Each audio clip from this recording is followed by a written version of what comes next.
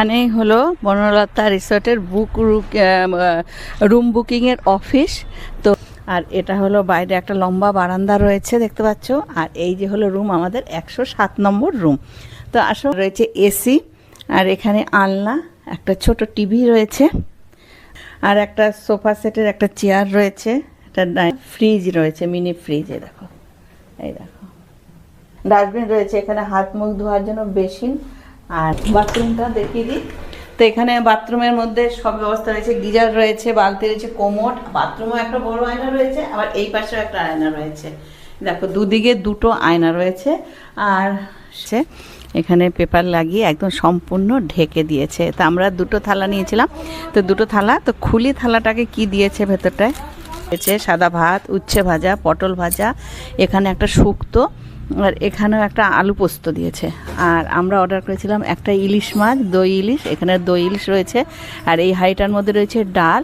আর তোমাদের দাদা ভাইয়ের জন্য চিকেন অর্ডার করেছি, এখানে রয়েছে চিকেনের ঝোল, আর এটা চাটনি, এখানে দিয়েছে পায়েস, আর এখানে স্যালাড দিয়েছে দেখো।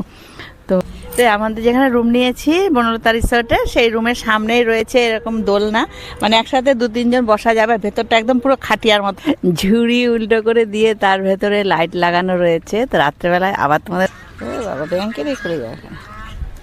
আর এগুলো লাল লালগুলো মোরগ ফুল রয়েছে দেখো। ভেতরে রয়েছে পার্কের মতন বাচ্চাদের, মানে সব বাচ্চাদের এই জাম্পিংটা 20 টাকা করে টিকিট, এরকম সব কিছুরই টিকিট এখানে যে ঢোকার মতো জায়গা নেই, মানে ঢুকলেই ভেতরে এপাশে। তো এই যে দেখো লেখা রয়েছে এখানে আই লাভ বনলতা। এখন সব জায়গা এই যে দেখো ঘোড়ার গাড়ি চলে যাচ্ছে। তো ঘোড়ার গাড়ি পার হেড 100 টাকা করে। দেখি আমরাও একটু উঠবো ভাবছি। মাছগুলো একটু একটু করে দেখা যাচ্ছে, লেজ দেখা যাচ্ছে, সুর দেখা যাচ্ছে। সেই চালানি মাগুরা চাষ করে নোংরা জলের মধ্যে, সেইগুলো দেখো। এখানে এই পুরো জায়গাটার মধ্যে এই মাগুর মাছগুলোর বেশ বড় বড় রয়েছে মাগুর মাছ। দেখো একটু চাষ করা হয় এবং প্রয়োজন বোধে এদের মাংস রান্না করে খাওয়ানো হয় যদি চাহিদা থাকে তবে।